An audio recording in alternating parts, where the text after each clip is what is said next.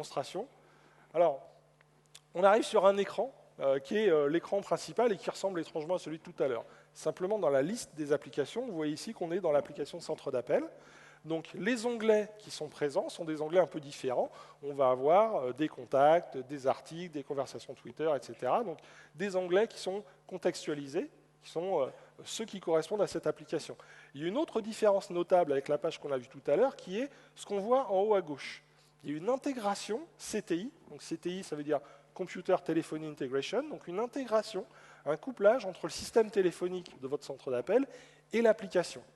Donc dans ce scénario, je m'appelle Marc Nolan, je suis un agent du centre d'appel et je vais me connecter et déclarer que je suis prêt à recevoir des appels. En fait, que je suis prêt à recevoir des appels ne veut pas dire que le téléphone va sonner instantanément, mais voilà, potentiellement, on peut router des appels sur ma ligne directe. Puis pour le reste, vous avez la page comme on voyait tout à l'heure, c'est-à-dire des liens pour maximiser l'efficacité, là aussi des tâches, un calendrier, puis un tableau de bord qui est différent de tout à l'heure, puisque ce tableau de bord, là aussi, il est contextualisé, il est pertinent par rapport à mon rôle. Donc sur ce tableau de bord, par exemple, j'ai des informations sur l'origine des dossiers sur lesquels je travaille, l'origine qui peuvent être de l'email, du Facebook, du téléphone, etc. Donc on est dans une stratégie multicanale, on va y revenir tout à l'heure. Des informations sur la base de connaissances, qui est vraiment complètement intégrée, complètement couplée avec le reste de l'application. Des requêtes par priorité, évidemment, tout le monde dans un centre d'appel gère des niveaux de priorité et il est important d'avoir aussi cette vision-là. Et puis là encore, simplement en allant voir sur l'onglet tableau de bord, on peut aller beaucoup plus loin et imaginer bien d'autres tableaux de bord, beaucoup plus complets, avec par exemple surveiller ce dont je vous parlais tout à l'heure, le first call resolution, la résolution de premier appel, avoir des indications sur l'activité par agent, etc., etc. Donc on va très simplement pouvoir enrichir, personnaliser des tableaux de bord qui vont donner au manager de ce centre d'appel une vision complète. Et puis chacun pourra vraiment se créer son propre cockpit, ce qui est évidemment extrêmement important pour réussir à gérer son activité. Alors, on est sur cette page. En tant qu'agent du centre de service, du call center, j'ai également une page qui est la console, qui contient l'ensemble des dossiers sur lesquels, enfin des dossiers qui sont dans ma file d'attente finalement, sur lesquels j'ai peut-être commencé à travailler, mais que je n'ai pas résolu du premier coup. Donc dans cette console, on voit par exemple la source, et ici Facebook est une des sources. On a intégré Facebook comme un canal entrant, d'accord ? Voilà, donc on a un certain nombre de clients, par exemple, qui ont fait ces intégrations sur la partie gestion des ventes, d'autres clients qui ont fait ces intégrations sur la partie service. On peut travailler, se mettre à travailler sur un des cas en cours. Donc là, je vais être dans une page de la console avec la vision de ce cas client, et puis en bas, le bandeau de la console, qui est le journal des interactions, qui va finalement me permettre, sans avoir besoin de naviguer, d'ouvrir des choses, etc., de pouvoir travailler, mettre des indications de façon extrêmement simple. Ah, on m'appelle. Ah bah écoutez, voilà, l'intégration se fait entre l'application et le service téléphonique, et automatiquement, le système va reconnaître qui est en train d'appeler. Donc l'agent n'a pas touché à quoi que ce soit, sans faire le moindre clic, la page du compte va s'afficher, et on va avoir tout de suite une vue complète du compte, une vue complète du contact, qui vient de m'appeler. Donc cette vue complète m'indique la personne, où elle se trouve, quelque chose qui est extrêmement important, les actifs, les produits et services que j'ai pu vendre à cette personne. Évidemment, si elle m'appelle, je veux savoir avec quoi elle travaille. Donc on peut très simplement aller voir ça. En fait, on est capable de gérer une notion de catalogue produit qui peut être assez évoluée, avec des hiérarchies de produits, des gammes de produits, des fiches produits qui peuvent être multimédia. Et puis donc, en complément de ces fiches produits, l'ensemble de l'historique des interactions, les autres requêtes, etc., donc les activités en cours. Là encore, l'idée est d'avoir dans le même écran l'ensemble des informations concernant cette personne. Elle vient de m'appeler, j'ai déjà tout sous les yeux pour commencer la conversation avec elle. Alors cette personne m'appelle sans doute parce qu'elle a un problème, je vais donc cliquer sur le bouton pour créer une nouvelle requête. Donc c'est le premier clic que je fais finalement en tant qu'agent, puisqu'automatiquement le système a ouvert la bonne page, j'ai juste à cliquer sur créer un appel, et là je me retrouve dans un environnement où en fait tout le travail du centre, de l'agent du call center va être guidé. On va être dans une technologie de scripting d'appel qui va permettre étape par étape d'enchaîner un certain nombre de choses, de répondre à des questions. Et là, on voit la valeur de l'intégration avec la base de connaissances et le reste du service, c'est que vous voyez à droite une liste de solutions potentielles vis-à-vis du problème. Et en fait, cette liste, elle évolue dynamiquement. parce que le client vient de m'indiquer qu'il travaille sur la gamme ZTS, puis qu'il me dit qu'il travaille avec le laptop ZTS et pas l'imprimante. Donc au fur et à mesure que je réponds, l'appel est complètement guidé. On est vraiment dans aider au maximum cet agent, et en même temps, la liste évolue. D'accord ? Alors ici, prenons l'exemple d'un client qui a un problème pour upgrader la mémoire de son ordinateur portable. On voit dans la liste des documents à droite que j'ai un document qui potentiellement peut m'aider à résoudre ce problème. Donc on va aller sur ce document. Ce document, c'est un document riche, d'accord, qui peut avoir un certain nombre de catégories. Alors ça peut être complètement multimédia, on peut intégrer des photos, des vidéos. Ici, on a une catégorie où, étape par étape, on va expliquer comment upgrader la mémoire, comment rajouter de la mémoire dans cet appareil. Et puis, vous avez pu remarquer en haut qu'on a un certain nombre de commentaires en rouge.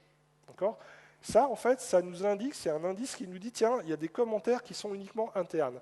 L'idée est d'avoir le même document, pour que dans une stratégie multicanal qu'on va illustrer juste après, on ait vraiment une homogénéité. C'est-à-dire, quel que soit le canal par lequel vous accédez à l'information, vous avez appelé le centre d'appel et c'est un agent qui voit le document, ou bien vous accédez par le web ou par un portail, on va accéder au même document. Imaginez le mécontentement des clients qui posent une question, qui vont sur le site web et qui trouvent des réponses différentes. Il faut vraiment une homogénéité, donc il est important d'avoir cette base de connaissances complètement intégrée. Donc ici, on a ce document. Maintenant, la réalité du terrain, on vous en parlait tout à l'heure, c'est finalement aujourd'hui, les gens, quand ils ont un problème, ils ne vont peut-être pas appeler votre centre d'appel. Ils vont peut-être aller sur le web. Ils vont aller sur Google, ils vont taper des mots-clés. Alors, on va prendre cet exemple ici. Vous pouvez remarquer qu'ici, on a tapé un peu plus de mots-clés que ce qu'on a mis. Pourquoi ? Ben là aussi, c'est la valeur de l'intégration du CRM. Quand je suis dans mon CRM, j'ai des informations, je connais les produits et services que j'ai vendus. Donc j'ai besoin de quelques mots-clés pour trouver la bonne information. Ici, on va sur Google. Alors on est vraiment sur Google. Tout ça se fait vraiment... voilà, on est sur le vrai Google. On va retrouver le même article et on va pouvoir aller sur cet article et on va voir qu'on va avoir une vue client du même document. D'accord ? Et cette vue client, on va voir en fait que c'est le même document. Par contre, il n'y a plus les petits commentaires en rouge qui étaient uniquement internes. D'accord ? Donc on est vraiment en train de ramener quelqu'un qui était parti du web, de Google, de le ramener chez nous, avec une homogénéité dans le type de réponse que cette personne va trouver, avec vraiment la même base de connaissances, complètement intégrée, dans un contexte où l'agent il a utilisé un outil de call scripting pour être complètement guidé de A à Z.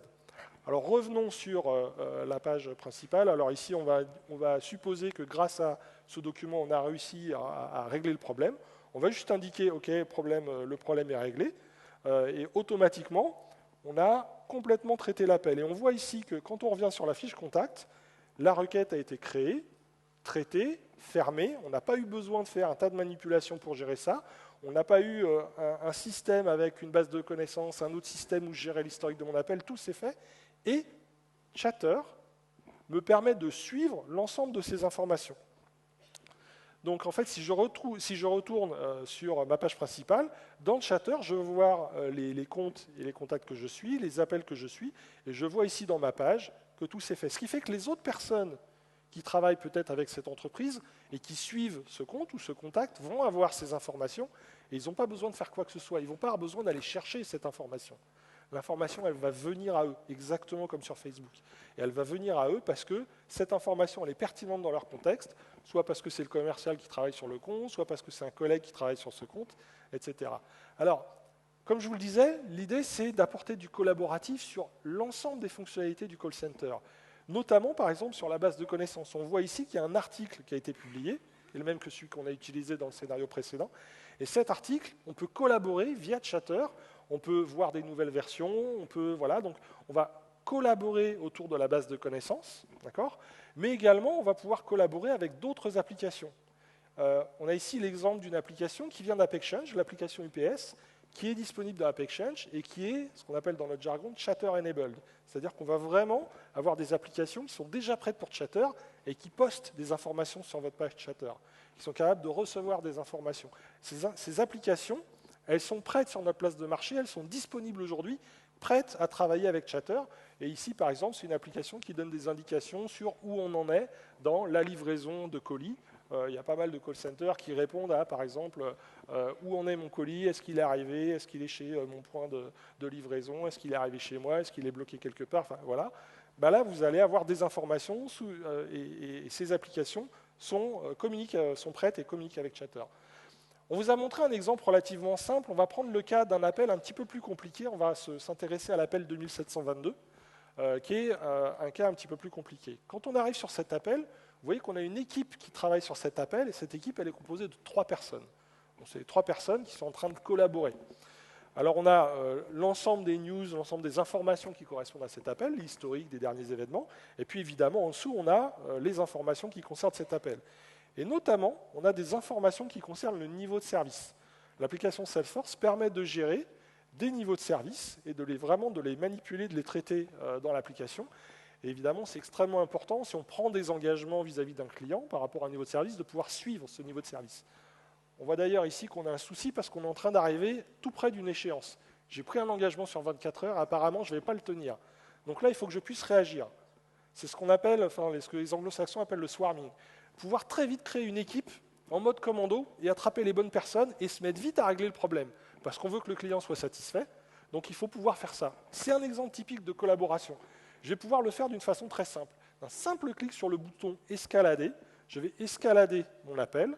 Et derrière ce clic, il peut se passer un tas de choses. Par exemple, déclencher des workflows, changer, escalader un autre niveau de support. Et ce qu'on peut faire également automatiquement, et vous voyez maintenant que l'équipe qui travaille dessus est plus importante. Maintenant, on a 7 personnes qui travaillent sur l'appel. D'un simple clic, on a rajouté des gens dans l'équipe qui travaille pour très vite se mettre en mode commando et régler le problème et satisfaire le client. D'accord ? Alors, on va dans cette équipe, il y a par exemple quelqu'un qui s'appelle Eloi Connor. Donc on va maintenant se connecter en tant que Eloi Connor. Et Eloi, simplement en se connectant, il ne va pas aller chercher de l'information. L'information, elle vient à lui parce que quelqu'un a escaladé et a dit « ce problème-là, maintenant, c'est aussi le tien, il faut que tu nous aides, tu vas collaborer avec nous ». Et on a vraiment cette capacité, simplement en se connectant, à avoir une information qui vient à nous. Et donc Eloi va pouvoir travailler. Alors il se trouve que Eloi, justement, il connaît le problème. Ça tombe plutôt bien dans la démo. Et donc, il a un fichier qui est tout prêt, avec par exemple un update de driver ou que sais-je. On va pouvoir uploader un fichier qui va correspondre à la résolution. Donc là encore, on est dans le même outil. On n'a pas changé d'outil, on n'est pas allé chercher dans un outil de distribution de patch ou que sais-je. Dans le même outil, on fait un upload du fichier. Et directement, ce fichier, il est disponible pour l'ensemble de l'équipe qui travaille dessus. Et après, il est très simple pour quelqu'un d'autre, et par exemple l'agent du call center, de fournir ce fichier. Par exemple, avec un outil qui fait partie de l'application qui s'appelle Content Delivery, on peut juste fournir une URL, la personne va récupérer ce fichier.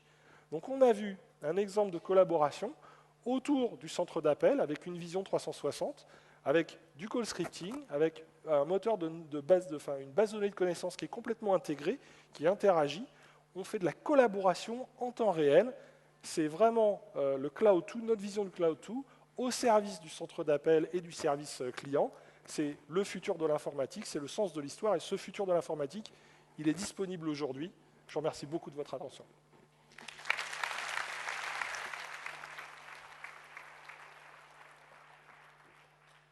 Merci Jean-Louis pour cette deuxième démonstration. Pour conclure la partie Service Cloud de la présentation, j'aimerais inviter avec nous sur scène de la société Schneider Electric, ou Schneider Electric en français, si j'arrive à passer le slide suivant. Le Senior Vice President du Global Process de Schneider Electric, Jean-Marc Lang.